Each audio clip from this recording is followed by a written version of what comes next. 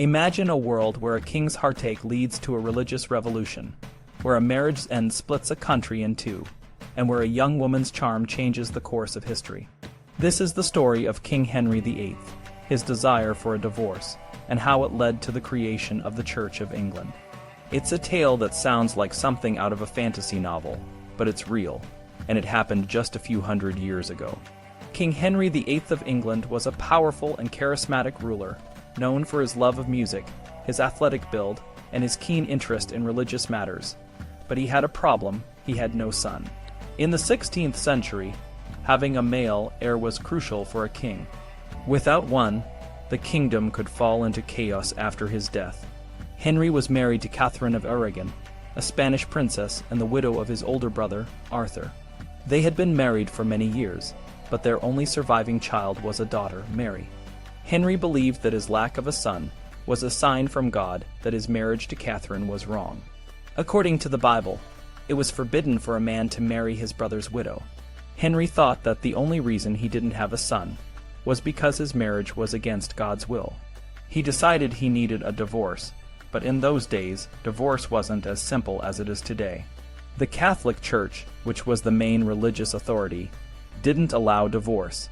The only way to end a marriage was to get an annulment, which meant the marriage was declared invalid from the start. Henry believed he had a strong case for an annulment. He argued that the marriage was invalid because of the biblical prohibition. The Pope, who was the leader of the Catholic Church, had the power to grant annulments, but he also had to consider the political consequences. The Pope at the time was Clement VII, and he was in a difficult position. He was being pressured by two powerful rulers, Henry VIII of England and Charles V, the Holy Roman Emperor. Charles V was a very powerful man. His empire stretched across much of Europe, and he was related to Catherine of Aragon. If the Pope granted Henry's request for an annulment, it would mean that Catherine's marriage was invalid and that her daughter, Mary, was illegitimate. This would be a huge insult to Charles V, who would likely retaliate against the Pope. On the other hand, if the Pope refused to grant the annulment, Henry might break away from the Catholic Church, which would have severe consequences for the Church's authority in England. Henry didn't wait for the Pope to make a decision. He became infatuated with a young woman named Anne Boleyn. Anne was charming, intelligent, and had a way of capturing men's hearts. She was also ambitious and knew how to use her beauty and wit to get what she wanted. Henry was determined to marry her, and he believed that she would give him the son he so desperately wanted. He started to think about ways to end his marriage to Catherine without waiting for the Pope's approval. Henry's most trusted advisor, Cardinal Thomas Wolsey, tried to help him get an annulment from the Pope.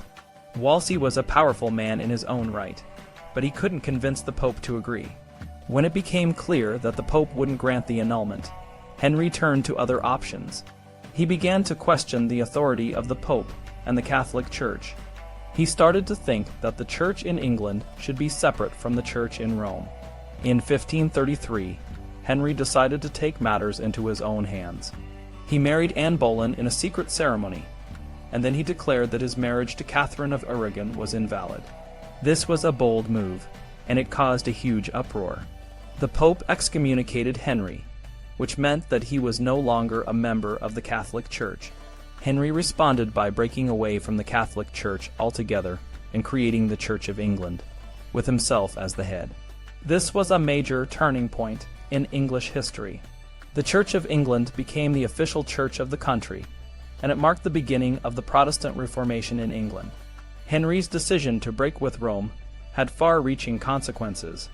It led to religious conflicts, political upheavals, and changes in the way people thought about religion and authority. But what about Anne Boleyn? Did she give Henry the son he wanted? Unfortunately for Henry, Anne also failed to produce a male heir.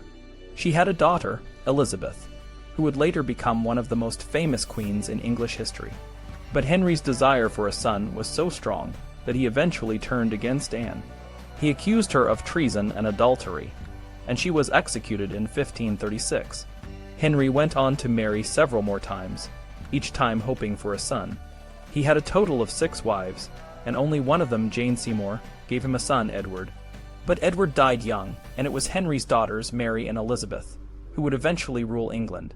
The story of Henry VIII and his quest for a son is a reminder of how personal desires can have far-reaching consequences. Henry's decision to break with the Catholic Church changed the course of English history and had a lasting impact on the country's religious and political landscape. It's a story of power, ambition, and the complex relationships between love, religion, and politics.